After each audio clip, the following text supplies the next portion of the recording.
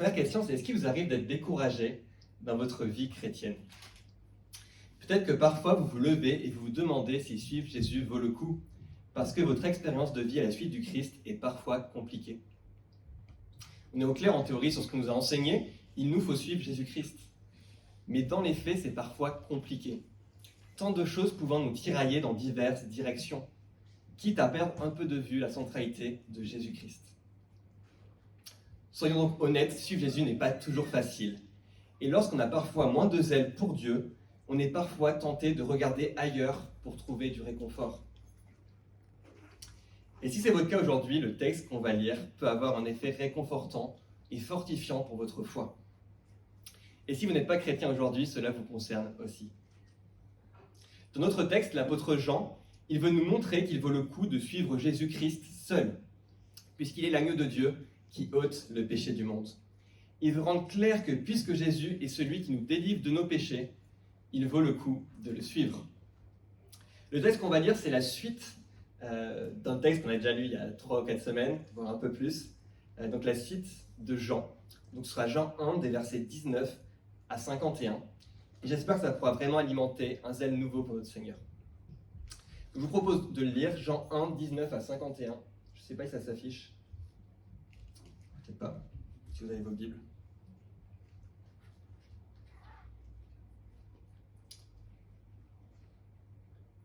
Jean 1, 19 à 51. Voici le témoignage de Jean, lorsque les Juifs envoyèrent de Jérusalem des prêtres et des Lévites pour lui demander « Toi, qui es-tu » Il déclara et sans restriction affirma « Moi, je ne suis pas le Messie ». Ils lui demandèrent « Qui es-tu donc? Es-tu Élie » Il dit « Je ne le suis pas ». « Es-tu le prophète » Il répondit « Non ». Ils lui dirent alors « Qui es-tu » Nous devons donner une réponse à ceux qui nous ont envoyés. Que dis-tu de toi-même? Moi, dit-il, je suis la voix de celui qui crie dans le désert. Rendez le chemin du Seigneur droit, comme l'a dit le prophète Ésaïe. Ceux qui avaient été envoyés étaient des pharisiens. Ils lui posèrent encore cette question. Pourquoi donc baptises-tu si tu n'es ni le Messie, ni Élie, ni le prophète? Jean leur répondit, moi je baptise d'eau, mais au milieu de vous se trouve quelqu'un que vous ne connaissez pas.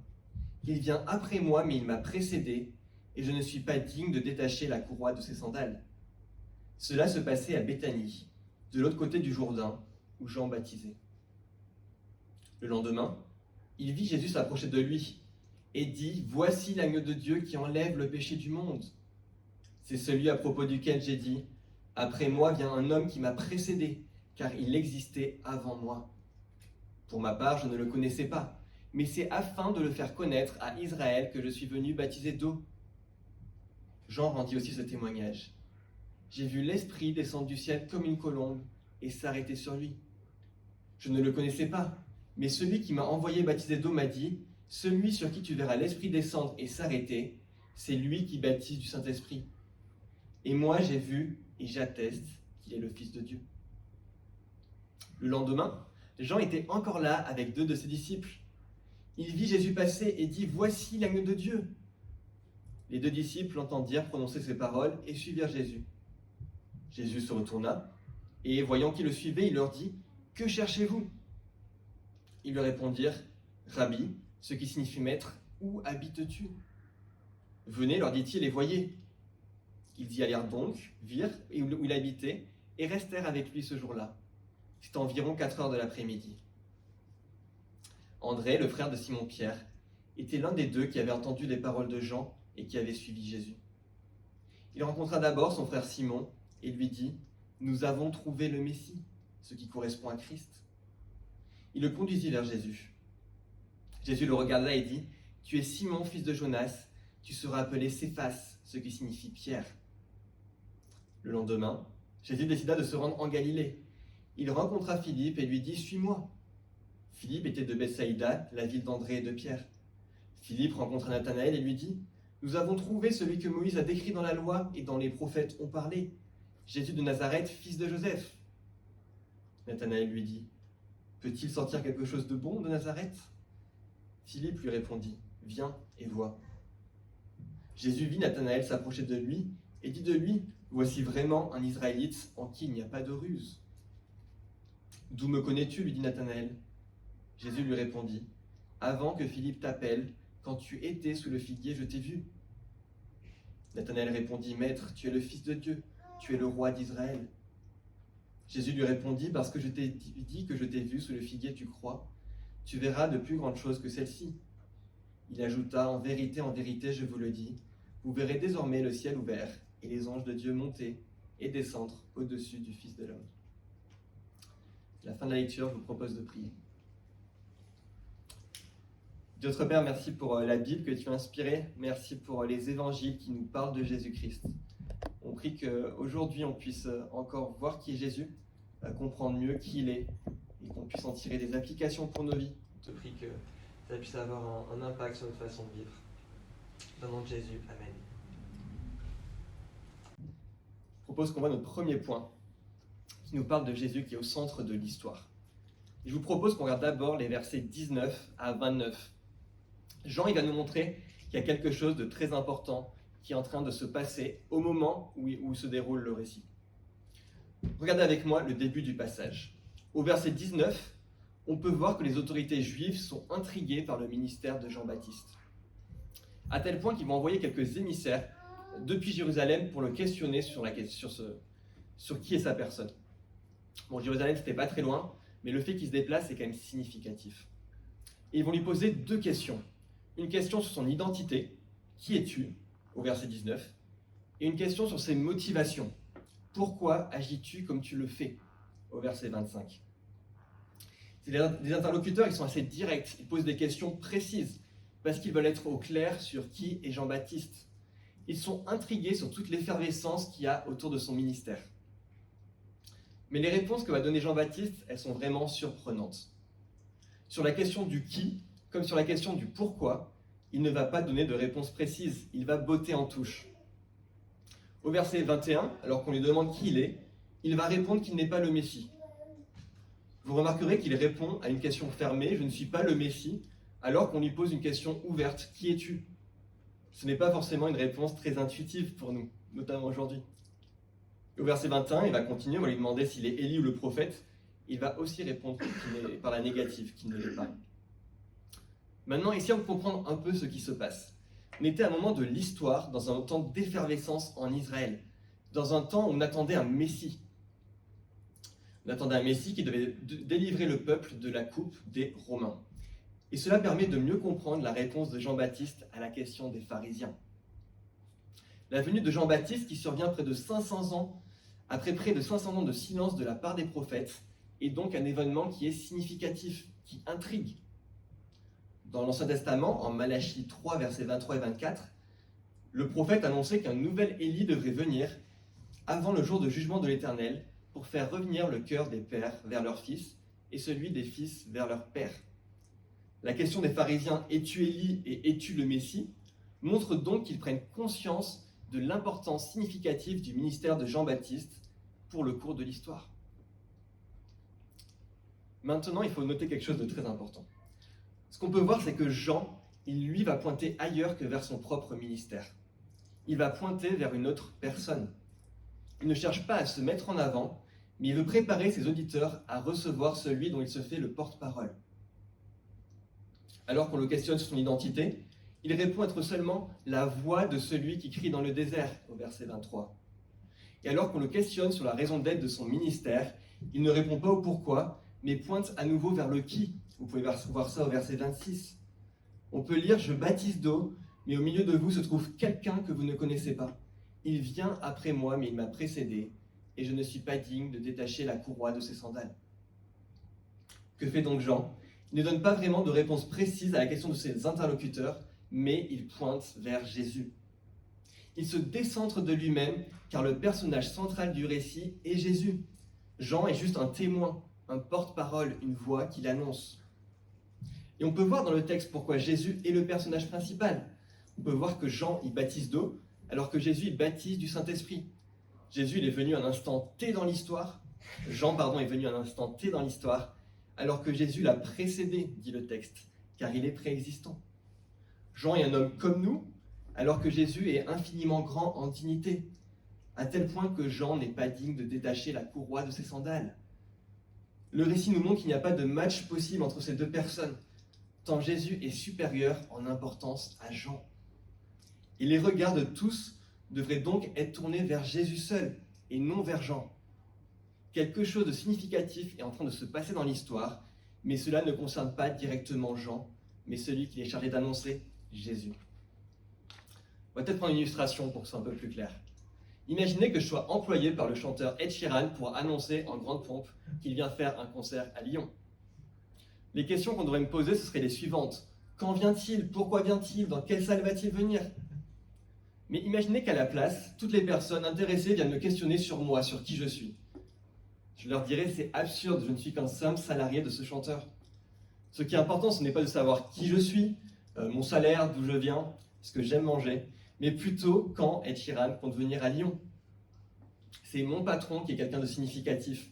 Ce qui est important est sa venue dans notre ville. Moi, je suis juste là pour annoncer qu'il va venir. Et c'est la même chose pour Jean-Baptiste. En ne répondant pas de façon précise aux questions qu'on lui pose, il cherche à détourner l'attention de lui-même pour placer les projecteurs sur Jésus. Maintenant, qu'en est-il pour nous? Est-ce que l'on cherche à mettre la lumière sur Jésus lorsqu'on témoigne de ce que Dieu a fait dans notre vie? Ou est-ce qu'on cherche à se mettre nous-mêmes en avant? Est-ce que l'on cherche à ce que toute notre vie, toutes nos paroles et toutes nos actions pointent vers Jésus? Et vers qui plaçons-nous nos regards et notre confiance? Est-ce que c'est en Jésus-Christ seul, celui qui devrait être au centre de l'histoire et de nos vies, ou en toute autre chose comme des personnes importantes de nos vies, ou tout bonnement des richesses matérielles? Et même pour certains d'entre nous, la question est, est-ce qu'on s'est déjà véritablement intéressé à Jésus? Est-ce qu'on a vraiment cherché à savoir qui il était, alors qu'il est au centre de l'histoire et au centre des Écritures? En somme, la première chose qu'on doit retenir, c'est que l'exemple de Jean nous invite à mettre toute la lumière sur Jésus. Maintenant, on va aller dans notre deuxième point. Le récit il continue, et dans une seconde partie, Jean maintenant il va s'attacher à montrer pourquoi Jésus est si important et doit avoir la place centrale. Dans les versets 29 à 34, Jean il va nous faire découvrir plus profondément qui est la personne que son ministère devait annoncer, puisque Jésus va enfin apparaître dans le récit. Jusque-là, on entendait juste parler de lui, mais on ne l'avait pas vu apparaître. Au verset 31, Jean nous apprend que sa mission était de révéler qui était Jésus, et qu'il est venu donc pour baptiser, afin de faire connaître Jésus au peuple d'Israël. Et qu'est-ce que Jean veut premièrement que l'on retienne, que le peuple comprenne aussi? C'est que Jésus est l'agneau de Dieu qui enlève le péché du monde. Verset 29. C'est un témoignage qui est saisissant et qui s'ajoute en fait à celui que Dieu lui-même a donné en faisant descendre l'Esprit sous la forme d'une colombe sur Jésus pour authentifier son ministère. Comprenons bien ce qui se passe. Jean, il avait conscience qu'il avait pour mission d'annoncer une personne qui devait venir. Il ne savait pas que cette personne serait Jésus de Nazareth, mais il savait néanmoins que cette personne serait préexistante, éternelle, puisqu'il affirme dès le verset 27 que cette personne l'avait précédé, qu'elle venait après lui. Jean, il savait donc que cette personne allait être spéciale.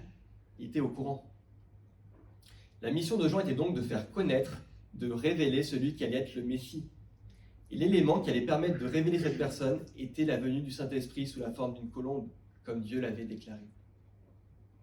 Et une fois que cela arrive, que Jean voit l'Esprit descendre sur Jésus, cela déclenche chez lui cette confession: voici l'agneau de Dieu qui ôte le péché du monde. Jésus est révélé plus en profondeur comme celui qui enlève le péché. En fait, il nous faut bien voir que tout le contexte de l'Ancien Testament nous aide à comprendre l'importance de ce qui se passe. Que ce soit l'utilisation du terme d'agneau de Dieu et aussi la venue du Saint-Esprit. Ézéchiel 36, versets 25 et 26, qu'on a lu ce matin, annonçait un temps où l'Esprit de Dieu serait répandu sur son peuple. Le fait que Jésus baptise le peuple dans l'Esprit Saint atteste donc de l'identité et annonce l'aube de l'ère promise par les prophètes. Cela montre que Jésus est la personne qui était attendue. De plus, la mention de Jésus comme de l'agneau de Dieu est extrêmement forte. Dans l'Ancien Testament, des agneaux étaient sacrifiés continuellement dans le temple. On l'a vu ce matin. Et ils servaient de substitut pour les péchés des hommes. La mention de Jésus comme de l'agneau de Dieu pointait vers l'aspect complet et définitif de l'accomplissement du pardon qu'il allait effectuer par sa mort à la croix.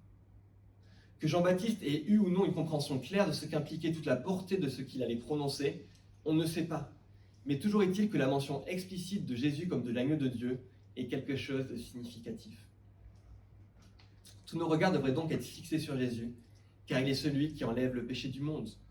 Nous pouvons suivre Jésus avec confiance parce qu'il a été validé par Dieu le Père, qui a authentifié son ministère en faisant descendre sur lui l'Esprit promis. Prenons à nouveau un exemple. En fait, c'est un peu comme lorsque vous allez sur Internet pour payer vos impôts. La première chose que vous faites, c'est que vous vérifiez que le site est sécurisé, qu'il y a bien marqué HTTPS avant. Cela est une preuve que le site n'est pas une contrefaçon, que le trésor public est bien l'organe qui est à l'origine de ce site. En fait, vous voulez payer vos impôts au trésor public seulement, à personne d'autre, puisque c'est le seul organe qui est habilité pour cela. Pour ce qui est de Jésus, la venue sur lui du Saint-Esprit est en quelque sorte le HTTPS qui certifie que son ministère est authentique. Dieu lui-même est celui qui a envoyé Jésus. La venue du Saint-Esprit est une preuve que Jésus n'est pas un faux prophète, que c'est bien Dieu qui l'a envoyé. Et de même qu'il nous faut seulement nous diriger vers le trésor public pour payer, si j'ose dire, il faut seulement regarder à Jésus pour le paiement de la dette envers Dieu que l'on a du fait de nos péchés. Il est le seul habilité pour nous libérer du poids de nos fautes. Jean nous révèle que Jésus est celui qui enlève le péché du monde. On doit en être convaincu. Nous sommes pécheurs et nous ne pouvons pas porter le poids de nos péchés sur nos épaules. Notre dette envers Dieu est trop grande. Mais nous pouvons venir à Christ en reconnaissant notre état de pécheur, et lui peut nous pardonner de nos fautes, puisque c'est la raison même de sa venue sur terre. Il est venu mourir sur la croix, comme le préfiguraient les agneaux des sacrifices de l'Ancien Testament. C'était le seul moyen par lequel il pouvait laver nos péchés, et cela a été accompli une fois pour toutes. Comment réagissons-nous à cela? Est-ce que nous avons de la reconnaissance pour Jésus et pour l'opération de salut qu'il a effectuée pour nous, en mourant comme l'agneau de Dieu?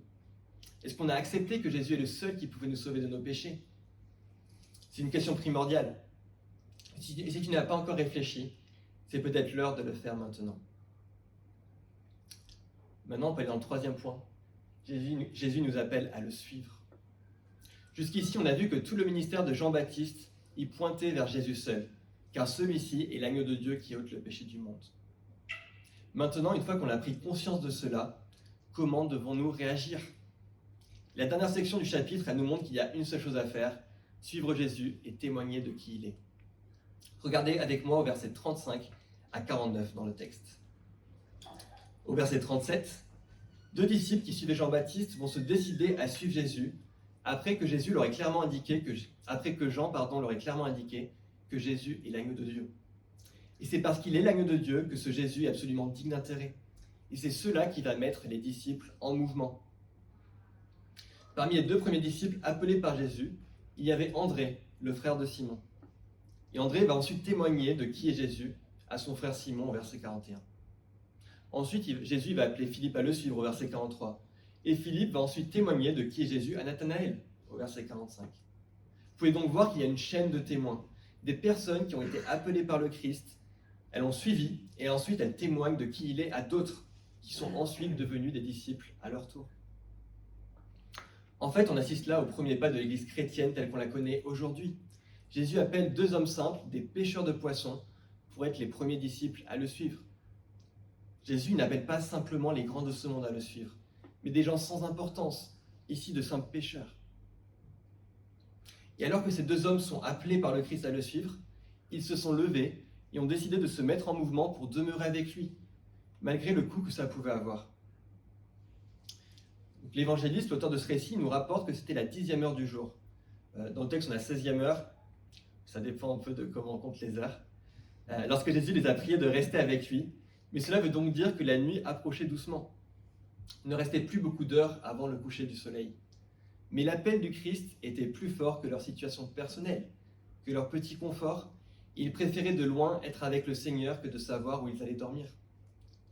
Pour reprendre les mots de Calvin, il dit « Ces 2 disciples ont une affection si ardente d'ouïr le Christ et de le connaître de plus près, qu'ils ne se sont point souciés où ils logeraient cette nuit-là. » Et Calvin de continuer en nous reprenant de façon adéquate. « Quant à nous, pour la plus grande part, il s'en faut de beaucoup que nous le ressemblions, vu que nous ne faisons qu'hésiter de jour en jour, d'autant qu'il ne nous vient jamais à propos de suivre le Christ. » Notre foi est faible, Il nous est souvent difficile d'abandonner de notre confort pour suivre le Christ. On ressemble que trop peu souvent à ces 2 disciples. Mais le Christ nous appelle pourtant à le suivre, à renoncer à nous-mêmes pour nous mettre à sa suite. Comme ces 2 disciples, on devrait être captivés par le son de sa voix. On devrait vouloir le suivre et partager aux autres de ce qu'il a fait. Pourquoi ? Tout simplement parce qu'il est l'agneau de Dieu qui enlève le péché de ceux qui ont placé leur confiance en lui. Et pourtant, trop de fois, on est tiède, on est sans zèle pour notre Seigneur. Imaginez, c'est comme si un homme très important et très riche venait nous appeler à partager un grand festin dans sa demeure. Et en tant qu'invité privilégié, on y va à contre-cœur, sans encore enthousiasme. Ce serait triste comme situation. Ce serait un peu absurde de réagir ainsi. Maintenant, on a un réconfort. Christ lui-même, il vient au plus près de nous. Et alors que notre foi est faible et que nous cherchons constamment à suivre notre propre voie, Christ vient faire le chemin pour se placer à nos côtés, comme il l'a fait pour ses 2 disciples, ou encore pour Nathanaël un peu plus loin. Christ se fait proche et il n'est pas loin de chacun de nous. Nous avons juste à répondre à sa voix, à lui demander pardon pour notre manque de zèle, puis à saisir sa main. Citons une dernière fois Calvin qui commente avec beaucoup de douceur le verset 38 en disant « Que cherchez-vous ? Cette parole de Jésus, tant douce et gracieuse, qui a été une fois faite à 2, s'adresse maintenant à tous. C'est pourquoi il ne faut pas craindre que le Christ se recule de nous, ou qu'il nous refuse un facile accès, moyennant qu'il nous voie aspirer à lui. Plutôt au contraire, il nous tend la main et aidera nos efforts. Et comment ne se présenterait-il pas à ceux qui viennent à lui, vu qu'il cherche bien loin de pauvres errants et vagabonds, pour les ramener au droit chemin ? Si on va vers Jésus, même avec notre faible foi, il ne s'éloignera pas de nous. Et Jésus, il a tout accompli pour qu'on puisse placer notre confiance en lui. Comme il annonce d'avance à la fin de notre passage, il va accomplir une œuvre qui est plus grande encore que sa venue dans le monde, à savoir sa mort et sa résurrection, qui ouvrent le ciel et nous permettent d'être réconciliés avec Dieu. Quelle grâce et quel encouragement pour nous. Que nous puissions encore aujourd'hui porter nos regards sur Jésus seul, car il est le personnage central de l'histoire et de l'écriture. Toute la Bible pointe vers lui, et toutes les autres personnes doivent s'effacer devant lui. Venons à lui dans notre faiblesse, car il est l'agneau de Dieu qui enlève le péché du monde. Il est le seul qui pouvait nous délivrer de l'esclavage du péché, et il l'a fait en venant se livrer en sacrifice pour les croyants. Contemplons sa grâce et sa bonté. Il est toujours prêt à nous recevoir auprès de lui, et il nous appelle à le suivre. Maintenant, il nous faut répondre à sa voix.